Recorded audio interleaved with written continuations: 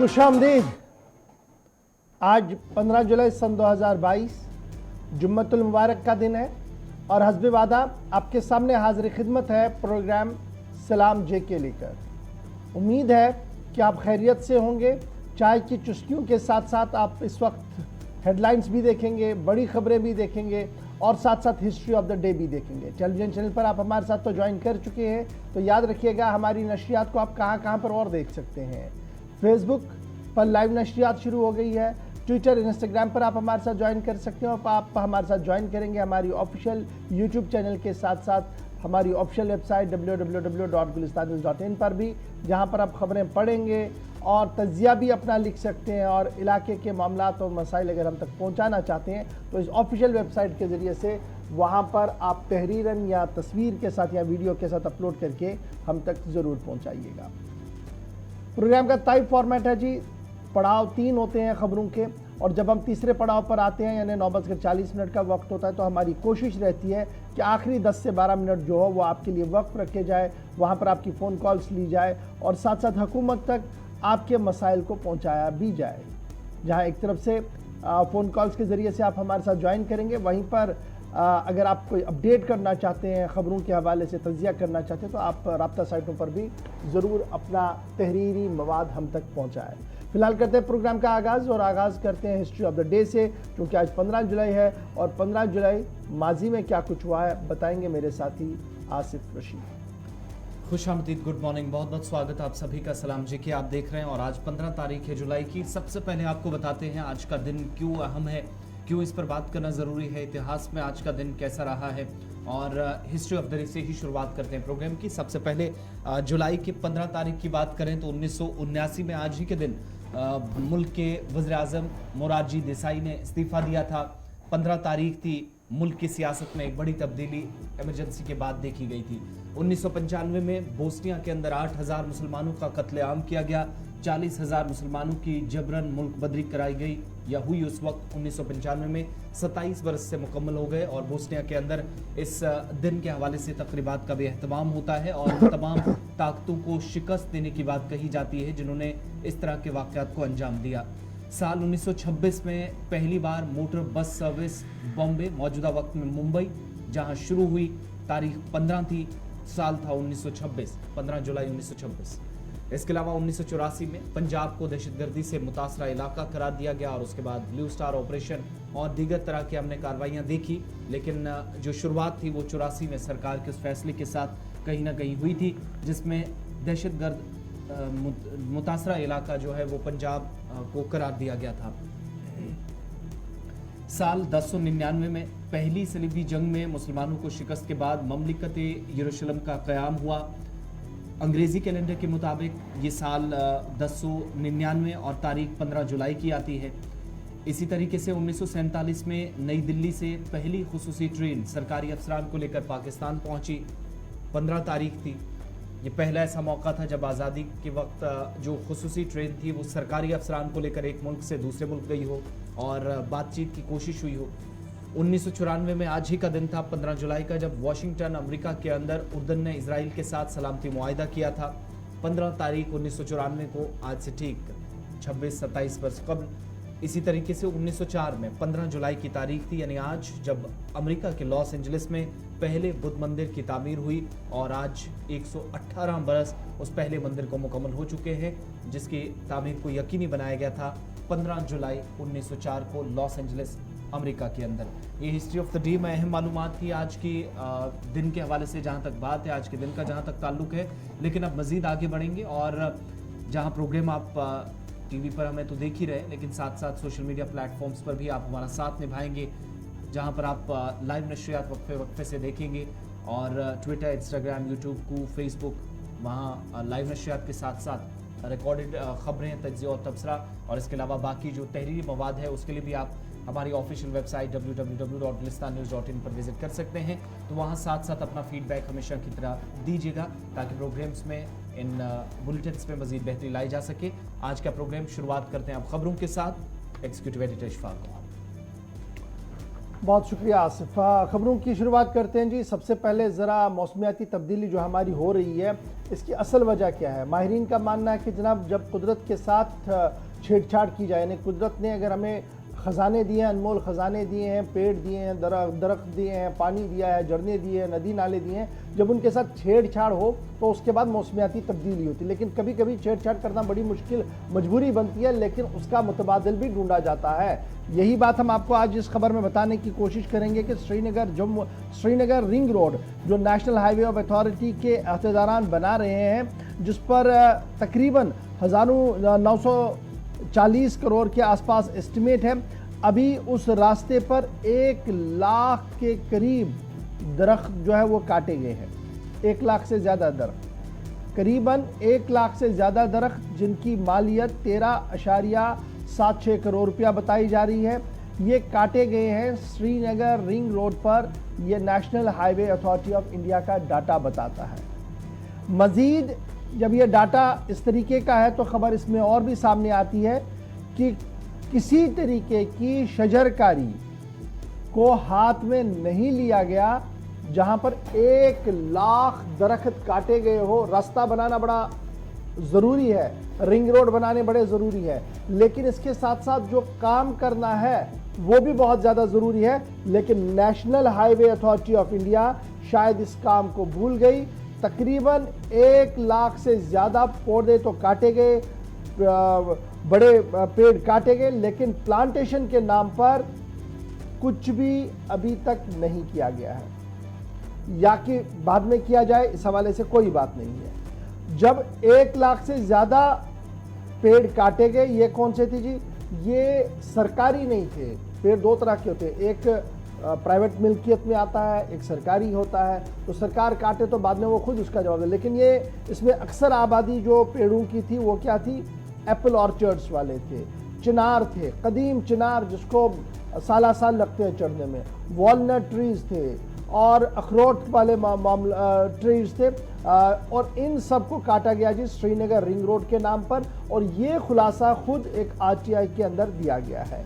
और आरटीआई करने वाले शख्स ने हुकूमत से ये जानने की कोशिश की थी कि जनाब ये जो सारा काम चल रहा है, जो ज़रूरी भी है, लेकिन इसके साथ साथ जो गाइडलाइंस है, क्या उन गाइडलाइंस का पूरी तरह से आप पालन करते हैं? तो पता लगा कि उसकी दजिया national highway authority of India की तरफ से बिखेरी गई और हुकूमती इदारे खामोश तमाशाई बने रहे।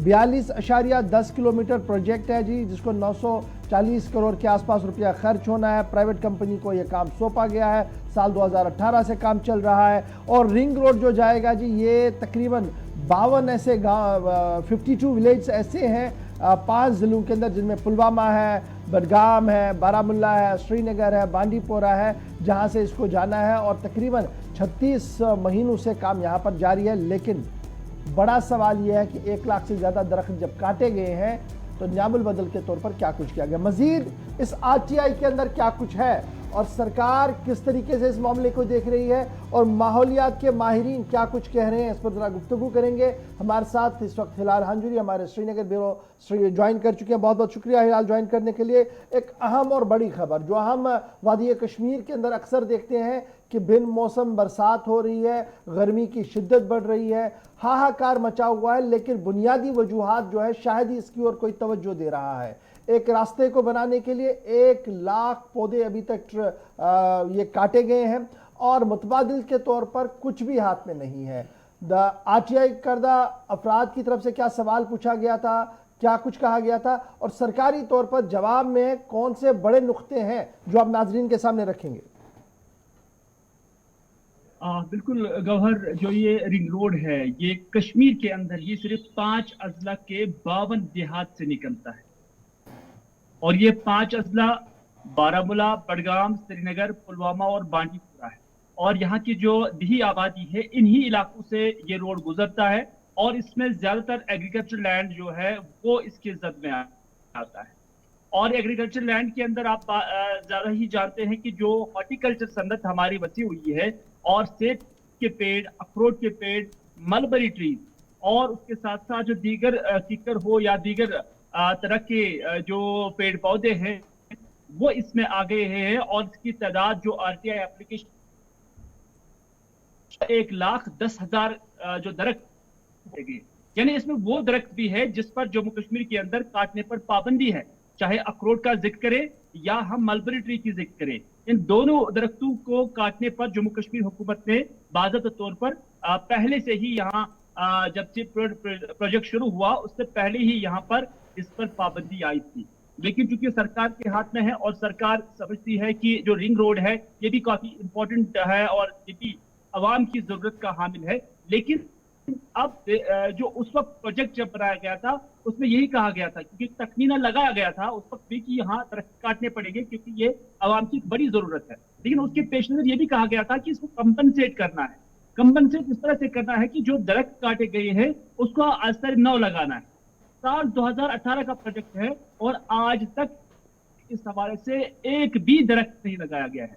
गवर्नर 2 कंपनियों के साथ महाता हुआ है, 2 ठेकेदारों के साथ महाता हुआ है और एक को 50,616 दरख्त लगाने थे, लेकिन अभी तक काम हाथ में नहीं लिया गया है और तब से लेकर आज तक लगभग 4 से 5 साल भी बीत चुके हैं। नंबर 2 जो दूसरा कॉन्ट्रैक्टर था उसे 25,308 दरख्त की जो टनल एक है वो बाज़ाब्ता जाने रोड के दाएं और बाएं तरफ से, तो वहां पर उन्हें लगाने थे ताकि जो माहौलियात है उसे किसी हद तक डैमेज होने से बचाया जा सके। क्योंकि माहिरीन जो है माहौलियात के माहिरीन हैं वो समझते हैं कि इन दरख्तों की माहौलियात की कितनी इंपॉर्टेंस है हर किसी सेक्टर के अंदर, चाहे हेल्थ हो, चाहे एग्रीकल्चर हो, चाहे आपकी वाटर बॉडीज हो, इन सब में माहौलियात का एक रोल बनता है। और इसी पेश नजर इस प्रोजेक्ट को शुरू होने से पहली प्लांटेशन की अहमियत को बताया गया था। अब चूंकि इस रोड को 3 साल की मुद्दत के अंदर अंदर तैयार करने की बात कही गई थी और जैसा कि आपने खुद भी कहा कि 940 करोड़ रुपए की लागत से ये रोड 40 किलोमीटर के आसपास जो कश्मीर के अंदर बनना था उस पर काम जारी था, लेकिन काम अगरचे रोड पर जारी है लेकिन इस माहौलियात को या इन पौधों को, इन दरख्तों को लगाने पर कोई काम शुरू नहीं किया गया है। उल्टा जो इस आरटीआई एप्लीकेशन में यही कहा गया है कि मजीद 1200 दरख्तों को काटने का मंसूबा है और आने वाले वक्त में उन दरख्तों को भी काटा जा सकता है, यानी काटने पर मुकम्मल पर तवज्जो एनएचपीसी या जो इसकी बाकी एजेंसीज हैं जो इसको एग्जीक्यूट कर रही हैं इस काम को, चाहे वो कॉन्ट्रैक्टर है कोई और एजेंसी है, लेकिन नया पौधा, नया यहाँ दरख्त लगाने का कोई प्रोग्राम उन्हें अभी तक नजर नहीं आ रहा। तो इसमें क्या इस तरह का कोई मुआहिदा होता है या जब मंसूबा किसी कंपनी को दिया जाता है कहीं कोई इस चीज का जिक्र होता है कि आप अगर यहाँ पर इतना नुकसान हो सकता है या जिसका तखमीना लगाया जाता है तो इसका कोई मुतबादिल भी साथ साथ तलाशना होता है, कोई इस तरह का एग्रीमेंट, कोई एमओयू साइन होता है, कोई कंपनी को या जिम्मेदारी या फिर जो सोशल फॉरेस्ट्री डिपार्टमेंट हमारे पास है, बाकी डिपार्टमेंट से जो शजरकारी मुहिम के कम से कम इस गैप को पूरा कर सकते हैं इन फ्यूचर, हालांकि इतना जल्दी मुमकिन तो नहीं है लेकिन फिर भी क्या कोई इस तरह का कोई पैक्ट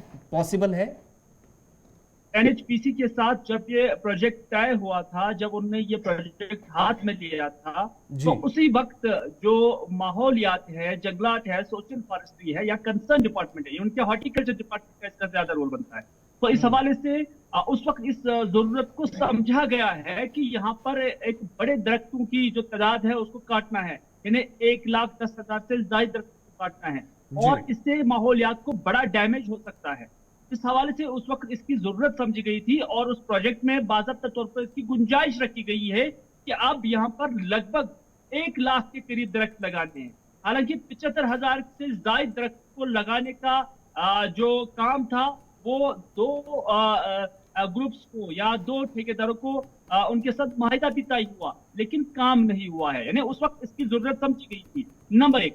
नंबर 2, जो उस माहिदे के अंदर मरकजी कानून के तहत जब हम देखते हैं जिनकी जमीनें इसकी जद में आ गई है उन्हें भी जब कंपनसेट करना था तो उन्हें भी मुकम्मल तौर पर कंपनसेट नहीं किया गया है। उसमें आपने देखा होगा कि इस रिंग रोड से वाबस्ता जितनी भी लोगों की जमीनें चली गई हैं वो आए रोज सड़कों पर होती हैं, क्योंकि उनके साथ कानून के मुताबिक जो होना चाहिए था, जो कंपनसेशन को मिलना चाहिए था वो भी उन्हें नहीं मिला था और वो लोग भी इस पे रो रहे थे।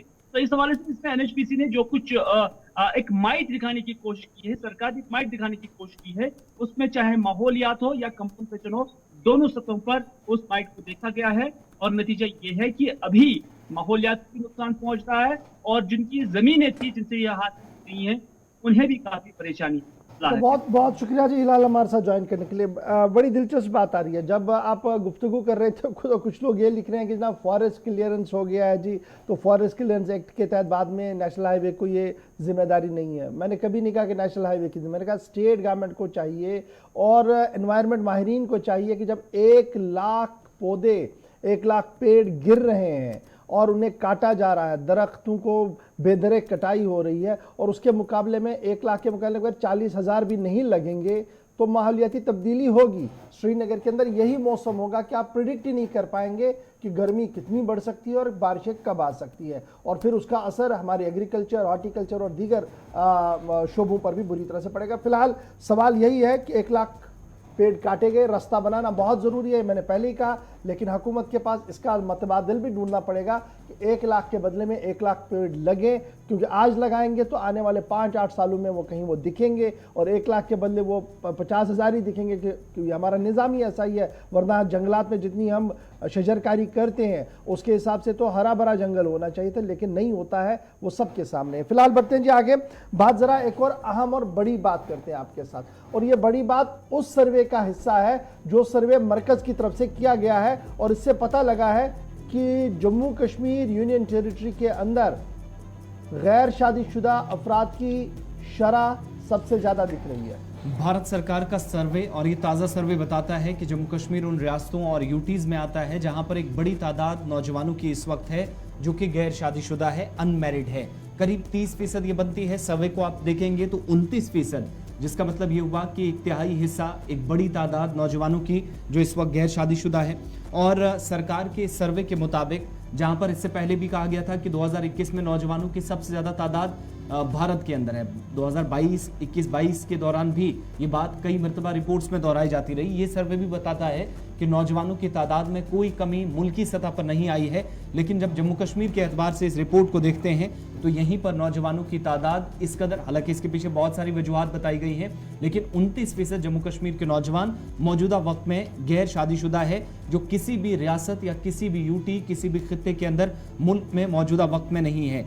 15 से 29 साल तक के जिन नौजवानों की तादाद है या जिनकी उम्र है, 27.3% ऐसी टोटल जो पॉपुलेशन का हिस्सा है, और 15 से 29 साल जिनकी उम्रें हैं भारत के अंदर, जहां पर सबसे ज्यादा इस उम्र में आने वाले या इस उम्र के दायरे में आने वाले नौजवानों की तादाद है, ये सरकार मानती है।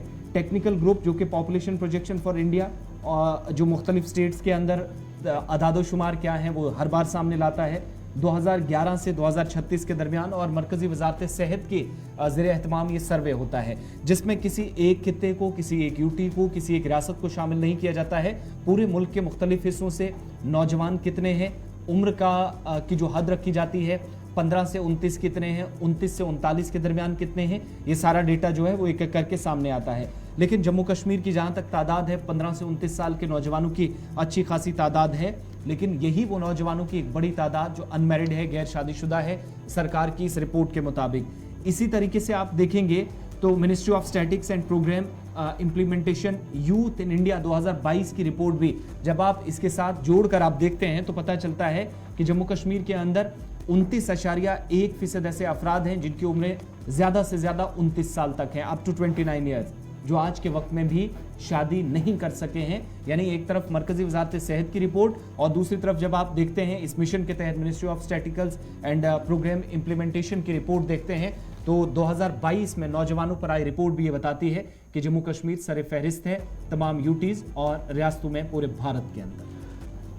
चलिए जनाब, ये रिपोर्ट आप हमारी सोशल वेबसाइट पर भी देख सकते हैं, राब्ता साइट पर भी देख सकते हैं। मुकम्मल रिपोर्ट थोड़ी देर में वहाँ पर अपलोड हो रही है। उसके बाद आते हैं जी आगे, ज़रा बात करते हैं पार्लियामेंट सेशन की, क्योंकि इसी हफ्ते पार्लियामेंट का सेशन भी शुरू होना है, इसी महीने पार्लियामेंट का सेशन शुरू होना है। और पार्लियामेंट सेशन शुरू होने के लिए जहाँ पहले ही समरी जारी कर दी गई थी और जुलाई 18 तारीख को मानसून का सेशन बुलाया गया था, वहीं पर इस मानसून सेशन के दौरान पहले ही हफ्ते में जम्मू कश्मीर इंतहाई बड़ी सुर्खियों में रहेगा, क्योंकि वजारत दाखिला का पहला हफ्ता मुकर्रर किया गया है और सबसे ज़्यादा सवालात जो है वजारत दाखिला को मानसून सेशन के दौरान जम्मू कश्मीर को लेकर पूछे गए हैं। जम्मू कश्मीर के अरकान पार्लियामेंट की तरफ से भी पूछे गए हैं और जम्मू कश्मीर से बाहर जो अरकान पार्लियामेंट है, बाएं बाजू जमातों के जो रहनुमा है और या दाएं बाजू के जो लीडर्स हैं, उन्होंने भी मुख्तलिफ सवालात सरकार से पूछे हैं, जिनमें टारगेट किलिंग का भी सवाल है, रिहेबिलिटेशन ऑफ कश्मीरी पंडित्स का सवाल है,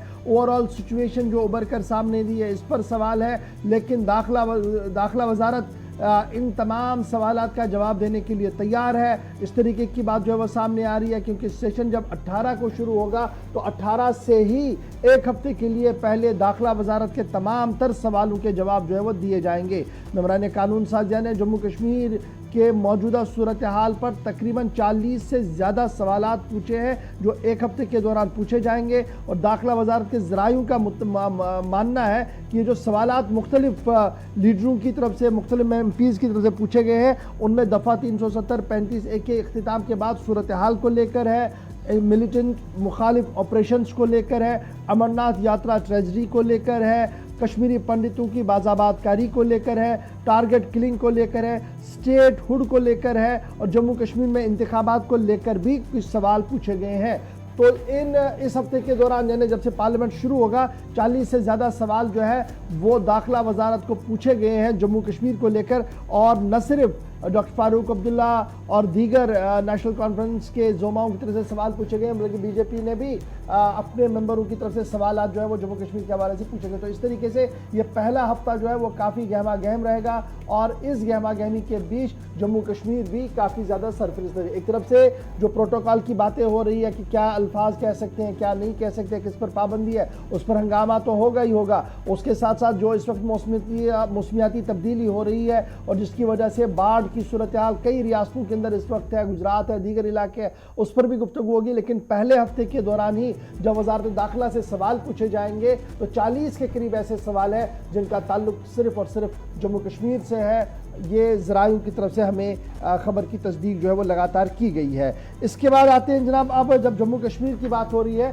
तो आपको ज़रा एक और अहम और बड़े फैसले की भी बात बताते हैं, क्योंकि खुफिया इदारे लगातार तहकीकात कर रहे हैं और SIA यानी स्पेशल इन्वेस्टिगेशन एजेंसी जिसका दायरा जम्मू कश्मीर का है वो NIA की तरफ पर अब कार्रवाई कर रही है। उनका मानना है कि जनाब जम्मू कश्मीर के अंदर कई ऐसी प्रॉपर्टियां हैं जिनका ताल्लुक जम्मू कश्मीर के मिलिटेंटों के साथ था, यानी मिलिटेंट आउटफिट उन्होंने खरीदी थी या मिलिटेंटों की थी। उसके बाद वो मिलिटेंट POK या पाकिस्तान के अंदर चले गए, वहाँ पर इंतहा पसंदी और दहशतगर्द ग्रुपों के अंदर रहे और यहाँ पर उनकी प्रॉपर्टियाँ जो है वो बेची गई हैं और उस बेचने वाला पैसा जो है वो अलहदगी पसंद और इंतहा पसंदी को फ़रोग देने के लिए चलाया गया है और वो पैसा उन्हें पाकिस्तानी रुपीज़ के अंदर, पाकिस्तानी करेंसी के अंदर जो है वो पाकिस्तान के अंदर दिया गया है। कई अहम म्यूटेशंस यानी कई अहम दस्तावेज़ात रेवेन्यू रिकॉर्ड के सामने आए हैं जहां पर मिलिटेंट की मिल्कियत थी उसको नाम तब्दील करके किसी और पे कर दिया गया, बाद में उसको बेच दिया गया है और इस पूरे मामले की बड़े पैमाने पर तहकीकात जो है वो शुरू हो गई है। स्पेशल इन्वेस्टिगेशन एजेंसी ने इस ये बड़ा खुलासा किया है कि किस तरीके से टेरर फंडिंग मामला अब चलाया जा रहा है ज़मीनों को लेकर। सीधे श्रीनगर सईद तजम्मुल हमारे साथ है। तजम्मुल, बहुत शुक्रिया जी ज्वाइन करने के लिए। स्टेट इन्वेस्टिगेशन एजेंसी का मानना है कि मिलिटेंट अपनी ज़मीनें बेच रहे हैं जी, या किसी को ट्रांसफ़र करके बेच रहे हैं और वो पैसा मिलिटेंसी के अंदर आ रहा है। क्या कुछ FIR है, क्या कुछ तहकीकात है और क्या कुछ कहा गया है जो ज़राए से अभी तक इतलात सामने आ रही है दिल्ली में हमें? बहुत बहुत शुक्रिया इशफाक साहब। आसिफ, आपका भी शुक्रिया। जम्मू कश्मीर में साल 1987 के बाद बहुत सारे नौजवान ऐसे हैं जिन्होंने सरहद अबूर करके सरहद के उस तरफ अपनी आगे की जिंदगी को बढ़ाने का फैसला किया। हालांकि बहुत सारे लोग ऐसे हैं जो सरहद के उस तरफ सेटल हुए लेकिन उन्होंने मिलिटेंसी को तरक किया और वहां पर वो निजी कामों के सिलसिले में, कारोबार, शादी और बाकी मामलात में ही जुट गए। लेकिन इधर खुफिया इदारे जिनमें NIA पहले ही MBBS सीटों की सेल को लेकर अब तहकीकात कर रहा है। अब एक और मामला, बड़ा हसास मामला सामने आया है। दरअसल जम्मू कश्मीर के हारवन इलाके में पटमालू से एक शख्स ने अपने 10 मरले की जमीन जो है बेच दी, जो खुद POJK में सेटल हो गया और यहाँ पर उन पे इल्जाम है कि साल 1990 के बाद जो जमीन का प्लॉट 10 मरले का बेचा गया है उसका पैसा जो है वो मिलिटेंसी को ग्लोरीफाई करने के लिए, मिलिटेंसी की मावनत करने के लिए इस्तेमाल किया गया। इसी तरह से सोपोर से एक शख्स है जो सरहद अबूर करके मुजफ्फराबाद में सेटल है, वहां से सोशल मीडिया पर बड़े एक्टिव है और इंतहा पसंदी और जम्मू कश्मीर में मिलिटेंसी को ग्लोरीफाई करने के लिए सोशल मीडिया का इस्तेमाल करते हैं। इस शख्स पे भी इल्जाम है कि इनकी जो प्रॉपर्टी यहाँ थी उसको बेचकर उन्होंने मिलिटेंसी या मिलिटेंटों के मैन पावर के हवाले किया। इसी तरह से मिसालें कई है कि लोलाब कुपवाड़ा का एक शहरी है जो सरहद अबूर करके पाकिस्तान चला गया और सरहद के उस तरफ हालांकि मिलिटेंसी के साथ इनडायरेक्टली जुड़े रहे, लेकिन यहाँ की जमीनात जायदाद जो है उन्होंने बेचकर उसे यहाँ पर मिलिटेंटों के हवाले किया, हुर्रियत के हवाले किया और उस तरफ पाकिस्तान ने उसको तबादला उसका पैसा दिया गया। यानी मामला साफ है, जम्मू कश्मीर में जिन अपराध ने जम्मू कश्मीर की सरजमीन से निकलकर पाकिस्तान पीओजे के और या किसी जगह पर पनाह ले ली और उसके बाद उनकी जो जायदाद यहाँ पे थी, इमूवेबल या मूवेबल प्रॉपर्टी जो यहाँ पे, चाहे उनके मकानात थे, चाहे ढांचे थे, चाहे रेजिडेंशियल थे, नॉन रेजिडेंशियल थे या जमीन के प्लॉट थे, इल्जामात ये है। अब इसमें क्या हो सकता है, जम्मू कश्मीर में रेवेन्यू ऑफिशियल्स को बाज़ाब्ता तौर पर मुतनब्बा किया गया है कि जम्मू कश्मीर में जो जायदादें, जो जमीना यहाँ उन शहरियों की थी जो सरहद अबूर करके गैर कानूनी तरीके से उस तरफ चले गए और उसके बाद यहाँ की जमीनात को बेचकर उसका तबादला पाकिस्तान में उसको वहां की सरकार या वहां के जो एडमिनिस्ट्रेशन है उन्होंने उसका पैसा दिया। लेकिन इल्जाम है कि जो प्रॉपर्टी यहाँ बेची गई है और खुद पाकिस्तान में सेटल हो गए हैं, उस प्रॉपर्टी का इस्तेमाल पैसा लेकर मिलिटेंसी के लिए इस्तेमाल किया गया। अब चूंकि सवालात ये हैं, क्या बेशतर लोग जो वहां सेटल हुए हैं वो मिलिटेंसी के साथ है? बिल्कुल, सीआईडी रिपोर्ट में बताया गया कि बेशतर लोग जो पाकिस्तान चले गए, पीओजे के चले गए, उन्हें मिलिटेंसी को तर्क किया हुआ है और जाती कामों में मामलात में जुड़े हुए हैं। लेकिन कश्मीर आते आते अब जम्मू कश्मीर में उस वक्त के रजिस्ट्रार, उस वक्त के रेवेन्यू ऑफिसर्स, तहसीलदार, नायब तहसीलदार और कुछ ब्रोकर्स जिन्होंने इसका बड़ा बेनिफिट ऑफ डाउट उठाया, जिन्हें पाकिस्तान आने जाने का बड़ा एक वसी तजुर्बा है, मौजूदा वक्त में भी उनको वीजा पर, पासपोर्ट पर आने जाने का तजुर्बा हासिल करते हैं, वहां पर जमीनात बेचते हैं, यहाँ पर मकानात खरीदते हैं या यहाँ पर खरीदते हैं वहां पर बेचते हैं। मामला एमबीबीएस सीटों के उस रैकेट के बाद जिसमें बताया जाता है कि इंतहा पसंदी और मिलिटेंसी को ग्लोरीफाई करने के साथ साथ ऐसे अपराध को मिलिटेंसी के आड़ में एमबीबीएस कॉलेजों में, चाहे वो मुल्तान का हो, खैबर पख्तून का हो, लाहौर का हो, कराची का हो, वहां के मेडिकल कॉलेजों में उन्हें सीटें दी गई। लेकिन उसके बाद एक और तबका जो काम कर रहा है 1990 से लेकर 2022 तक, उन्होंने दारी पर्दा ये ब्रोकर का काम शुरू किया। पाकिस्तान कश्मीर आने जाने का सिलसिला है उनका, उन्होंने वहां पर उनको पैसा दिया, यहाँ से जमीनात वगैरह। बहुत शुक्रिया जी सही तजुमल हमारे साथ ज्वाइन करने के लिए। तजुमल बता रहे थे कि एसआईए जिस मामले की तहकीकात कर रहा था, उसी तहकीकात के दौरान ये बात भी पता लगी कि कई एंट्रियां ऐसी पाई गई कि किस तरीके से टेरर फंडिंग का मामला चलाया गया। खुद पाकिस्तान में अपनी जायदाद यहाँ पर बेची, वो मिलिटेंसी के लिए लगा दी और वहाँ पाकिस्तान में बैठे उन्हें पैसा भी मिला है। इस तरीके की बातें जो है एसआई की तरफ से सामने रखी गई। अब जरा आते हैं जी आगे, बात करते हैं श्रीनगर के एक और नौजवान की जिसकी मौत गुज़श्ता दिनों हुई और उसके बाद हंगामा भी काफ़ी देखने को मिला। पुलिस के सरबराह भी वहाँ पहुँचे और पीडीपी सदर महबूबा मुफ्ती का ट्वीट भी आया है। इस बीच अब वालिदा ने बाज़ाब्ता तौर पर अदालत का दरवाज़ा खटखटाया है। नटीपोरा में नौजवान की मुबैना हलाकत के बाद लवाहिकीन ने अदालत से रजू किया है और बाज़ाब्ता तौर पर अदालती तहकीकात की मांग की है। आला सतही तहकीकात का मुतालबा किया गया है। याद रखिएगा कि 21 साला नौजवान मुस्लिम मुनीर जिसे समन किया गया था पुलिस स्टेशन नौगाम के अंदर सैटरडे को, लास्ट सैटरडे को, और उसके बाद आनन फानन में नीम मुर्दा हालात में उसको घर के हवाले कर दिया गया और ये कह दिया गया कि ये ड्रग एडिक्ट था, ओवरडोज किया था, इसलिए उसको वापस कर रहे हैं और आनन फानन में उसकी मौत हुई और मौत के फौरन बाद हंगामा काफ़ी ज़्यादा देखने को मिला। जिसके बाद श्रीनगर के एसएसपी मौके पर पहुंचे, उन्होंने वहां पर वालिदैन के साथ बातचीत की, उन्हें यकीन दिलाया कि मामले की तहकीकात होगी और तहकीकात के दौरान इस बात का भी इल्म हुआ कि एक पुलिस एहलकार के खिलाफ गाज गिरी, उसे सस्पेंड करके तहकीकात करने की बात आगे बढ़ाई गई है। लेकिन गैर मुतमईन दिखे इस पूरी कार्रवाई से वालिदैन और अब मुस्लिम मुनीर की वालिदा, मरहूम मुस्लिम मुनीर की वालिदा ने बाज़ाब्ता तौर पर अदालत का दरवाज़ा खटखटाया है। शफीका ने अपनी पिटीशन के अंदर जो कुछ लिखा है वो इंतहाई अहम है। उनका मानना है कि उनके बेटे को सही सूरत में लिया गया और नीम मुर्दा हालात में उनके पास रखा गया और आनन फानन में उसने दम तोड़ा और आते आते पुलिस एहलकार ने एक ब्लैंक वाइट पेपर पर उनसे दस्तखत करवाए और 400 रुपया भी दिया है। ये उस तहरीर के अंदर है, उस शिकायत के अंदर है जो चीफ जुडिशल मजिस्ट्रेट के सामने उनकी तरफ से दरख्वास्त रखी गई है। इसके साथ साथ मुस्लिम की जो वालिदा है शफीका, उनका मानना है कि चीफ जुडिशल मजिस्ट्रेट इस पूरे मामले की जो एलिजेड कस्टोडियल किलिंग है, मुबैना कस्टोडियल किलिंग अभी तक दिख रही है, इसकी तहकीकात के हुक्म दे और बाज़ाब्ता तौर पर एक FIR दर्ज कराई जाए जी station house officer crime branch Srinagar के अंदर, और क्राइम ब्रांच को यह कहा जाए कि वो इस पूरे मामले को ले। पिटीशन फाइल की है एडवोकेट तसद्दुक हुसैन की तरफ से, जिन्होंने कल अपनी बात अदालत के सामने रखी।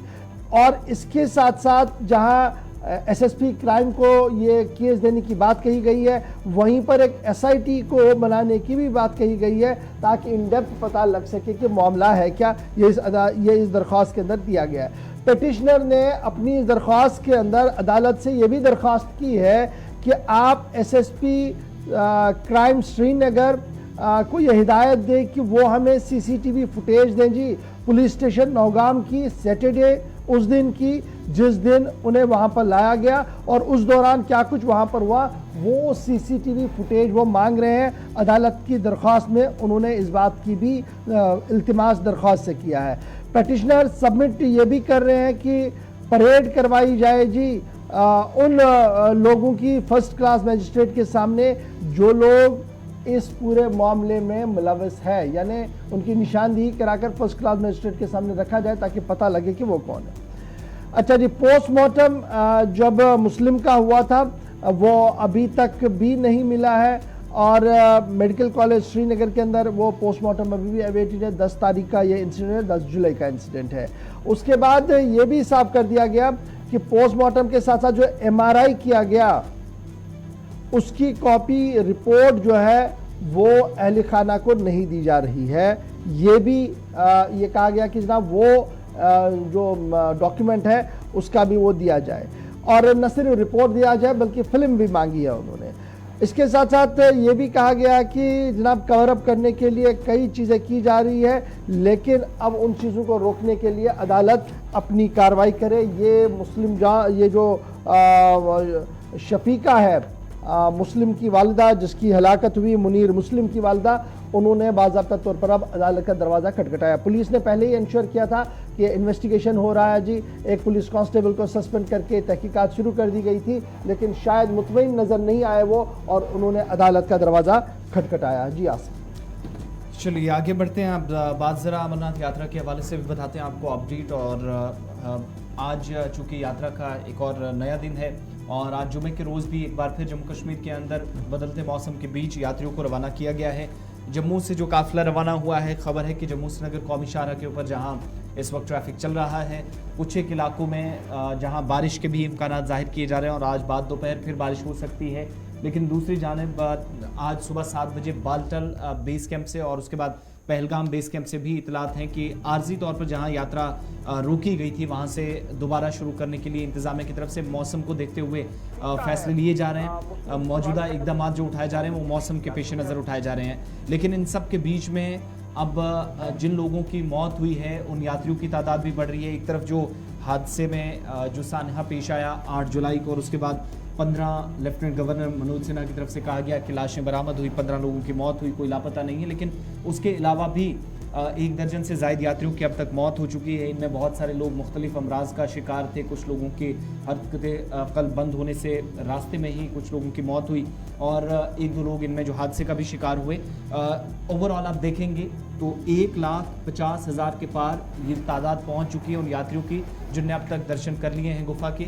सलीम वानी के पास सीधा चलते हैं सेंट्रल कश्मीर, क्योंकि एक रास्ते पर जहां आर्जी तौर पर यात्रा रोकी गई थी लेकिन दूसरे रास्ते पर अपडेट क्या है, ख़राब मौसम भी है, इस तरह की इतलात हैं। अभी ताज़ा तरीन तफसीलात क्या हैं यात्रा को लेकर अपडेट और साथ ही साथ मौसमियाती तब्दीली, कोई एडवाइजरी जारी हो रही है साथ साथ सलीम सेंट्रल कश्मीर में?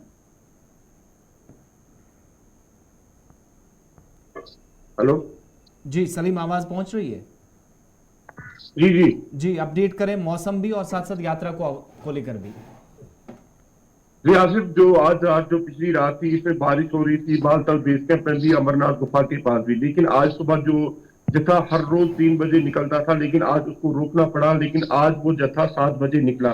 7 बजे 3 से 4 हजार के करीब जो यात्रा है बेस कैंप से, बालतल बेस कैंप से यात्रा अमरनाथ गुफा की तरफ रवाना किया गया है, क्योंकि वहां पे वक्फे वक्फे से पूरी रात को बारिश हो रही थी। लेकिन जी 7 बजे के बाद अभी जो बालतल बेस कैंप का मौसम है वो खुशगवारी है, बारिश रुक गई है, वहां पे उदा मौसम है, और केव के पास भी वैसा ही मौसम है। लेकिन कल दिन को वक्फे वक्फे, चाहे वो आधा घंटा हो चाहे वो पौना घंटा हो, को यात्रा को रोक देना पड़ा, क्योंकि वहां पे भी बारिश हो रही थी। लेकिन पूरे दिन को वो वहां पे यात्रा हो रही है। इस वक्त भी जो बालतल बेस कैंप से आज सुबह सुबह 7 बजे एक जत्था 3 से 4 हजार के करीब जो यात्रा का जत्था है वो अमरनाथ गुफा की तरफ रवाना हुआ है।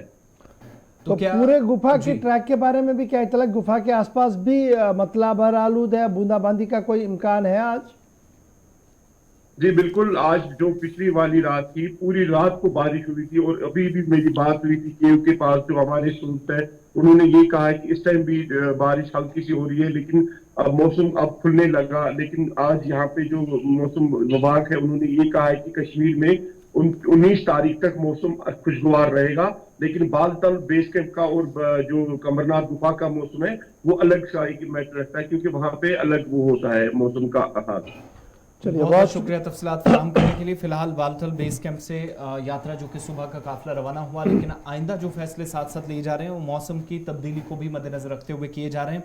और इन सब के बीच में उम्मीद ये भी की जा रही है कि अब जैसे जैसे मौसम साफ होगा तो जो रामबन में जिन यात्रियों को रुकाया गया था एहतियाती, उनको भी साथ साथ आगे रवाना किया जाएगा, क्योंकि इधर जम्मू से भी 5000 से ज्यादा काफिला यात्रियों पर मुश्तमिल काफिला भी वादी कश्मीर के लिए रवाना हो चुका है। अच्छा, नहीं बात यात्रा की हो रही तो बाजरा लेफ्टिनेंट गवर्नर साहब की भी बताते चले, क्योंकि बादल फटने के वाक़े पर पहली बार श्री अमरनाथ श्राइन बोर्ड के चेयरमैन और जम्मू कश्मीर यूनियन टेरिटरी के लेफ्टिनेंट गवर्नर मनोज सिन्हा साहब ने मीडिया ब्रीफ किया है, और बादल फटने के वाक़े में 15 यात्रियों के अज़जान होने की तस्दीक कर दी गई। यानी जो खबरें आ रही थी कि 17-18, उसमें सिर्फ 15 ऑफिशियल अब आ गया है। उसके साथ साथ 55 लोग जख्मी हुए, जिनमें सिर्फ 2 लोग इस वक्त जेर इलाज है, बाकी सबको रुखसत कर दिया गया है। और अमरनाथ यात्रा को लेकर जो रेस्क्यू रिलीफ ऑपरेशन था वो ऑपरेशन भी लगभग क्लोज कर दिया गया है, और माना जा रहा है कि किसी जगह पर कोई लाश किसी भी तरीके से नहीं मिली, जिसके बाद अब इलाके को आहिस्ता आहिस्ता करके वहाँ पर जो ऑपरेशन था वो ख़त्म कर दिया गया है।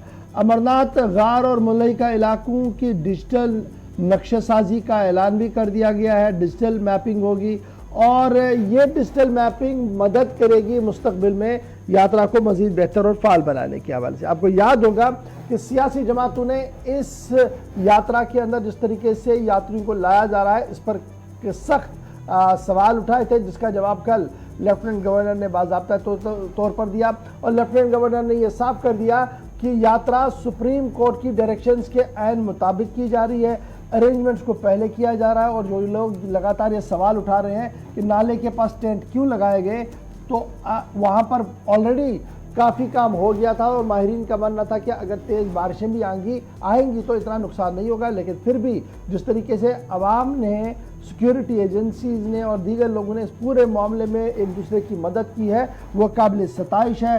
मनोज सिन्हा साहब ने मीडिया ब्रीफिंग के दौरान इस बात की वजाहत कर दी। 2 मिनट तक चलाइएगा जल्दी से मनोज सिन्हा साहब को। विगत 8 जुलाई को सायं 6 बजे के आसपास अत्यधिक बारिश, या मैं कहूँ फ्लैश फ्लड या क्लाउड बर्स्ट के कारण एक अत्यंत दुर्भाग्यपूर्ण घटना हुई, जिसमें 15 पिलग्रिम्स श्रद्धालु जो है अपनी जान गंवा बैठे। कई दिनों से मीडिया में कई प्रकार की खबरें चल रही थी, इसलिए मुझे लगा कि एक बार मुझे अधिकृत रूप से आप सबको जानकारी देनी चाहिए, तो मैं फिर उसको दोहराता हूँ। टोटल डेथ्स 15 हैं, और उन 15 के नाम और पता हमारे पास है। मोटे तौर पर 55 लोग घायल हुए थे, जिसमें सभी लोग ठीक होकर के एक्सेप्ट 2 डिस्चार्ज हो गए हैं, अपने घरों को चले गए हैं, और जो 2 हैं स्कीम्स में वो भी स्टेबल है। मैं उम्मीद करता हूं कि 1-2 दिन में वो भी डिस्चार्ज हो जाएंगे।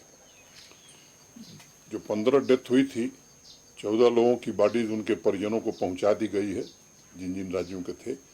एक के परिजनों ने क्रीमेशन यहीं किया है।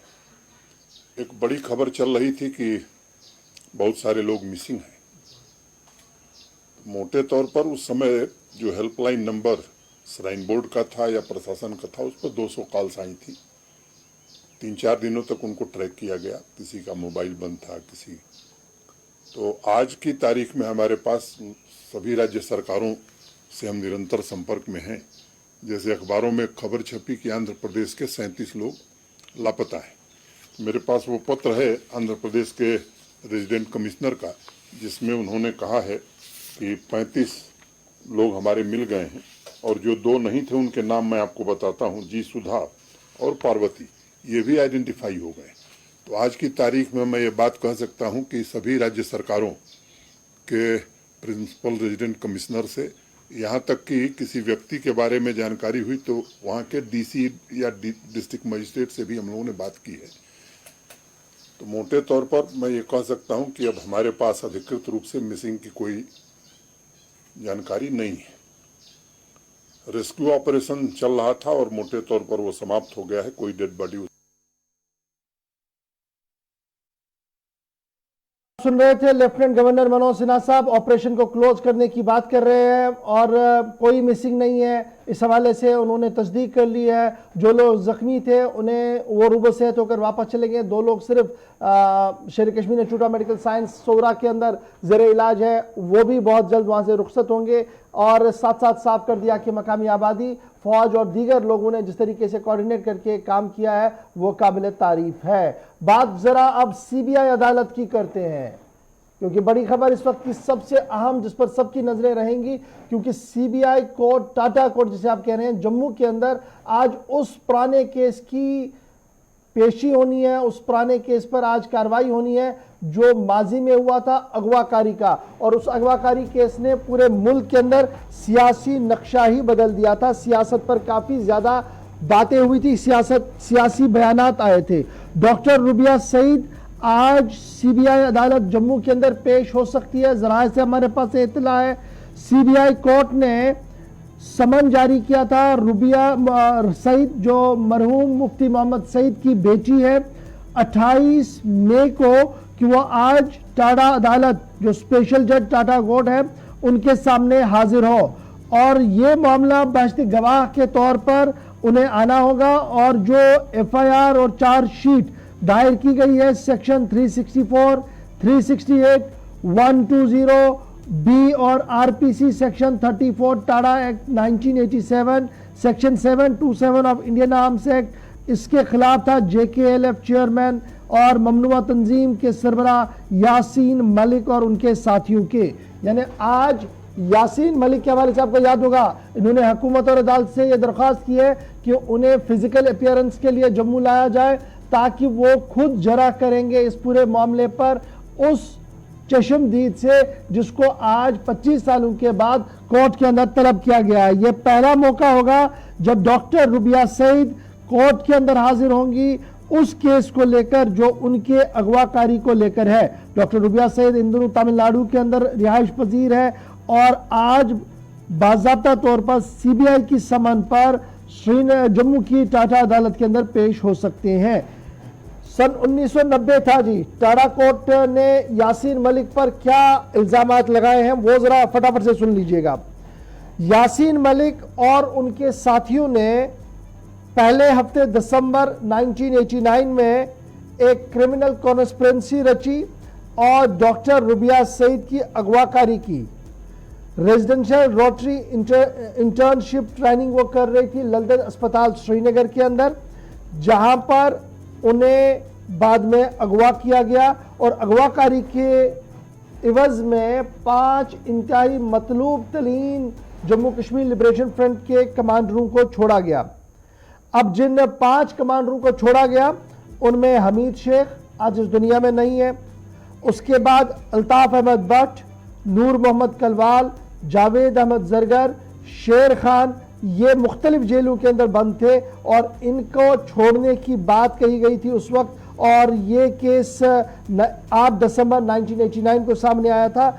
और माना जा रहा है कि यासीन मलिक, मोहम्मद रफीक डार, अली मोहम्मद मीर, मोहम्मद इकबाल गंदरू, मुश्ताक अहमद लोन, मंजूर अहमद सोफ़ी, वजाहत बशीर, महराजुद्दीन शेख, शौकत अहमद बख्शी, जावेद अहमद इलियास नलका, नन्नाजी एल सलीम, रियाज अहमद बट, खुर्शीद अहमद डार, बशारत रहमान, तारिक अशरफ शफात अहमद शंगलू और मंजूर अहमद इलियास मुन्ना, इलियास मंजूर इस्लाम, ये सारे लोग थे जी जिन्होंने ये अगवाकारी की। और जावेद पर यह इल्ज़ाम है कि वो गाड़ी में आया, उन्होंने रुबिया सईद को अगवा करवाया, उसके बाद एक नीली कलर की मारुति के अंदर डाला और सीधे सोपोर लिए चले अपने उस जगह पर जहां पर वो ड्यूटी कर रहा था कि वो पीएचई के अंदर मुलाजिम थे। इस तरीके की बात जो है चार्जशीट के अंदर लगाई गई और यह कहा गया कि फ्लैट FB1 इरिगेशन कॉलोनी में कैसे उनको रखा गया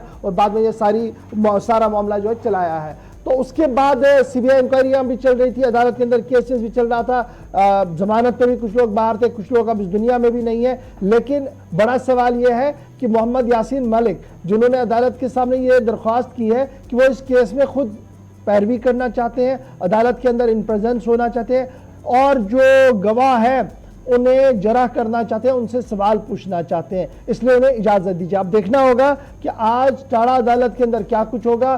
पहली बार डॉक्टर रुबिया सईद तमिलनाडु से होते हुए जम्मू पहुंचेंगी जहां पर वो इस केस की समाअत का हिस्सा बनेगी। इस तरीके की बात जो है वो सामने आ रही है।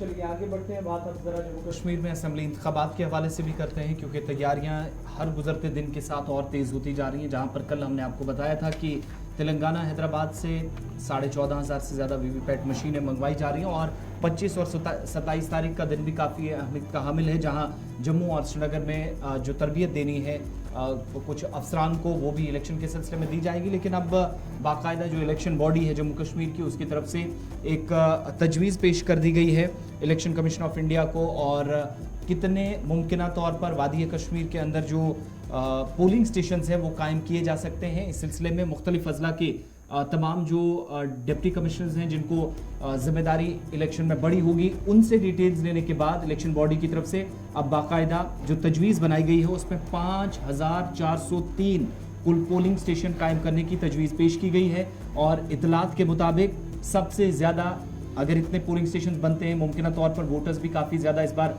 नए वोटर्स को शामिल करके होंगे जो इस बार पूरा प्रोसेस कंप्लीट होगा 31 अक्टूबर तक लिस्ट सामने आएगी। लेकिन 5,403 ये जो सेंटर्स हैं बनाने की तजवीज़ है इनमें इतलात हैं कि श्रीनगर ज़िला ऐसा है जहां पर वादी कश्मीर में 900 से ज़्यादा सेंटर्स या जो इलेक्शन बॉडी ने तजवीज़ रखी है उसमें इन मराकज़ के कायम 5,403 पोलिंग स्टेशन जो होंगे ये 47 हलकों के लिए है और साथ साथ ये भी साफ कर दिया गया है कि पोलिंग पार्टियां जो पॉलिटिकल पार्टियां हैं जी ये अपनी ड्राफ्ट ऑब्जेक्शन यानी तहरीरी ऑब्जेक्शन जो है वो पोलिंग स्टेशंस को लेकर श्रीनगर के अंदर दर्ज कर सकते हैं 19 जुलाई को वो आके या 19 जुलाई तक वो आके अपनी बात जो है वो रख सकते हैं।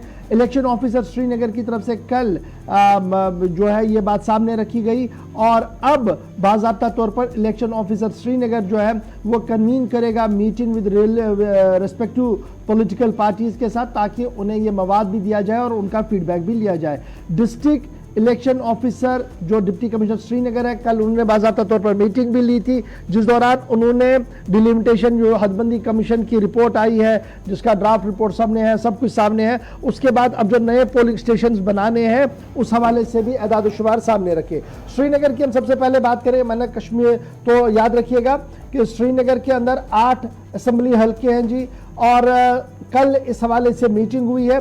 पहला हल्का जिसे आप हजरत बल कॉन्स्टिट्यूंसी कहते हैं 19 नंबर जिसका है 19 हजरत बल श्रीनगर 107 पोलिंग स्टेशन वहां पर बनाने का प्रोविजन रखा गया है।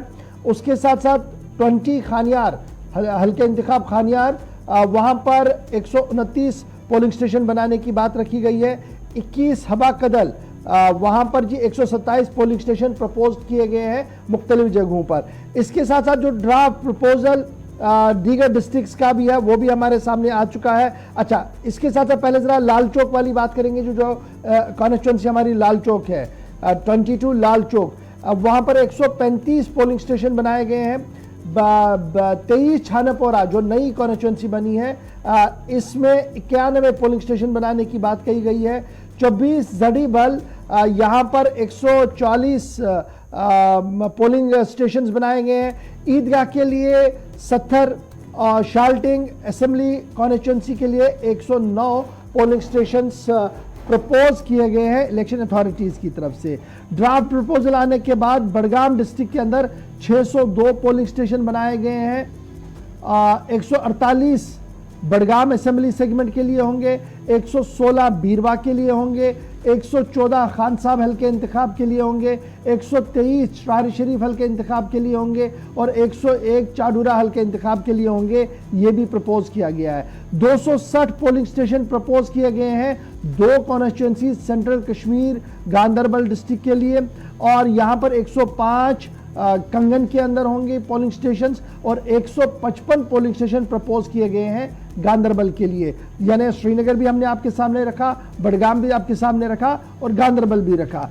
इलेक्टोरल अथॉरिटीज की तरफ से मजीद कहा गया कि 300 पोलिंग स्टेशन एस्टैब्लिश किए गए हैं जी 3 कॉन्स्टिट्यूंसीज के अंदर, नॉर्थ कश्मीर बांडीपोरा डिस्ट्रिक्ट के अंदर, जहां पर 135 के करीब बांडीपोरा, 135 सोनावारी और 29 गुरेज कॉन्स्टिट्यूंसी के लिए होंगे। तो ये 300 पोलिंग स्टेशंस प्रपोज किए गए हैं नॉर्थ के अंदर।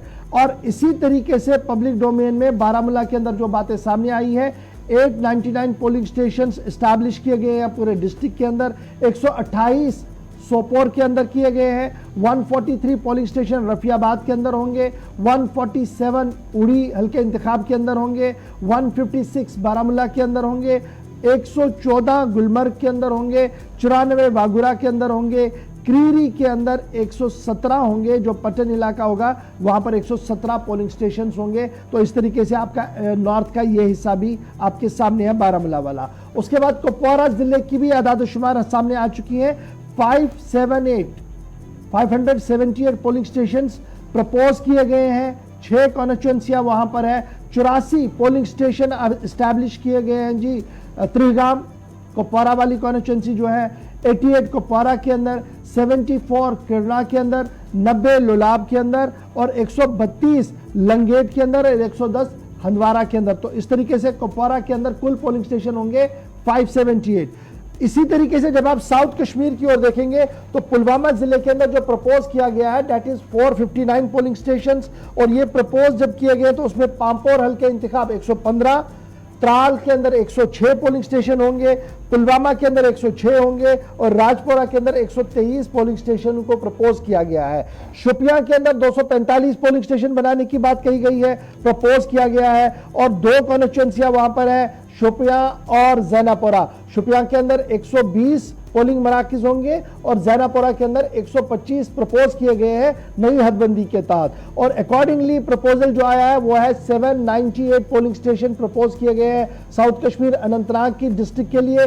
और जहां पर दूरू हल्का इंतखाब जो है 146, कोकरनाग एसटी जो है वहां पर 111, अनंतनाग वेस्ट जो है 138, 70 अनंतनाग प्रॉपर के लिए, 117 श्री गुफवारा के लिए और 121 शांगस अनंतनाग ईस्ट के लिए और 95 पोलिंग स्टेशन जो है वो पहलगाम हल्के इंतखाब के लिए जो है वो कराए गए हैं। इसी तरीके से साउथ कश्मीर का कुलगाम, नॉर्थ के बाद साउथ का आखिरी डिस्ट्रिक्ट कुलगाम है जहां पर 349 पोलिंग स्टेशंस को बनाने की बात कही गई है। और ये पोलिंग मरकज जो होंगे 3 कॉन्स्टिट्यूंसीज के अंदर होंगे। 102 कॉन्स्टिट्यूंसियां 102 पोलिंग मरकज जो होंगे वो दमहाल हांजीपोरा होगा। उसके बाद 127 कुलगाम प्रॉपर होगा और 120 पोलिंग स्टेशन जो है वो दिवसर कॉन्स्टिट्यूंसी के लिए रखे गए हैं। तो इस तरीके से एंटायर कश्मीर प्रोविंस के अंदर कितने पोलिंग स्टेशन हैं, किस हल्के इंतखाब में कितने हैं, वो हमने आपके सामने रख दिया है। जनाब छोटा सा ब्रेक होगा, ब्रेक के उस पार आएंगे तो आपको बताएंगे कि सरकार और कुछ क्या करना चाह रही है, दलाई लामा का क्या कुछ प्रोग्राम है, सऊदी अरबिया का एक बड़ा फैसला आया है जिसको बाद अरब दुनिया के अंदर काफी सवाल भी उठ रहे हैं। बताएंगे आपको बैक टू बैक इन सभी खबरों के हवाले, लेकिन छोटे से ब्रेक के बाद।